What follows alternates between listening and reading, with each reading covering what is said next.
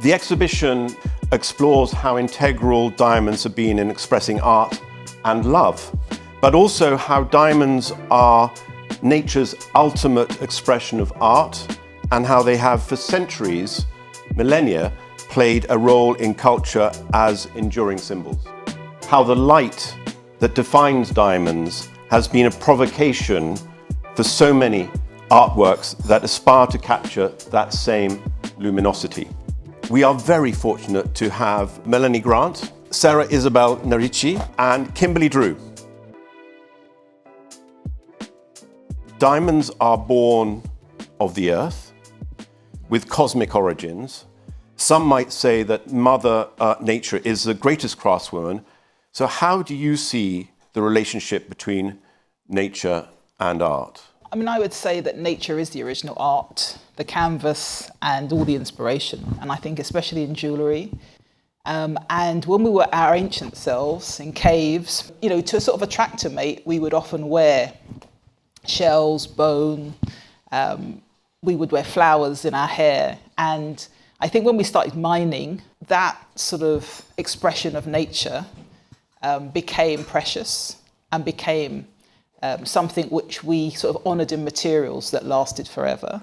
So in a sense, we're kind of being our oldest selves when we wear jewellery, and the connection between jewellery and art is really as ancient as we are.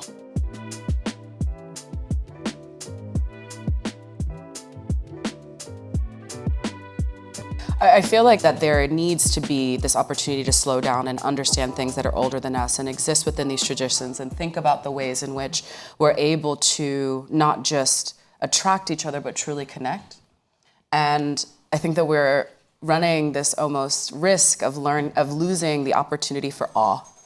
And I think at our base as humans, when we're interacting with things that are so much more great than us, then we have these moments of awe.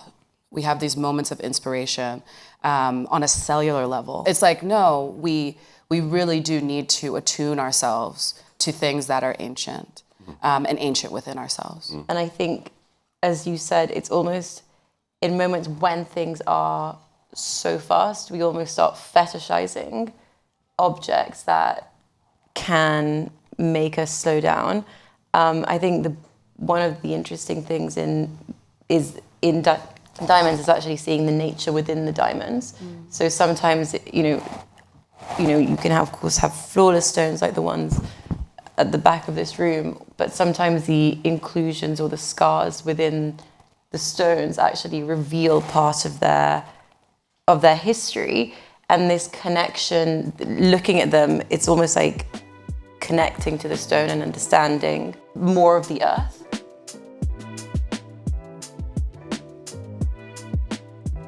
Next year marks the 80th anniversary of the phrase and quote, a diamond is forever, penned by Francis Garrity in New York over 80 years ago.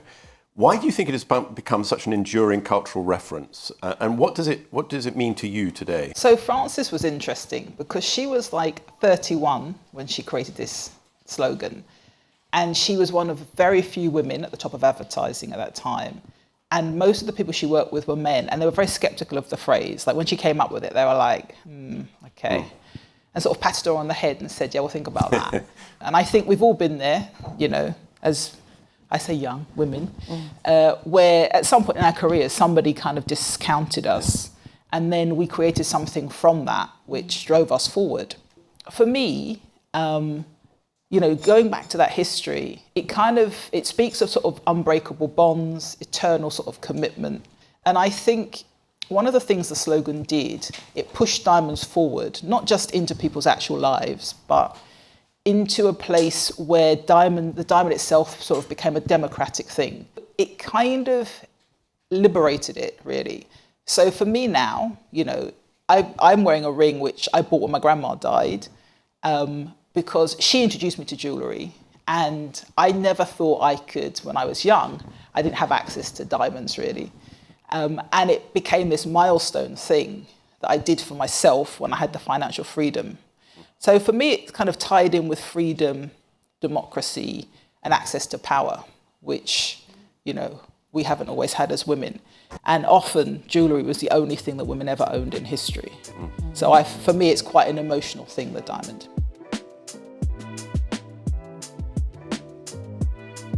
When we're creating something with a really important material that clearly has value, I personally, when I was faced with my own engagement ring, I felt a little bit confused because I didn't want it to only be about the stone. I didn't want it to feel like a status symbol. I wanted it to communicate, a momentous moment in my life, but also communicate what was important for me.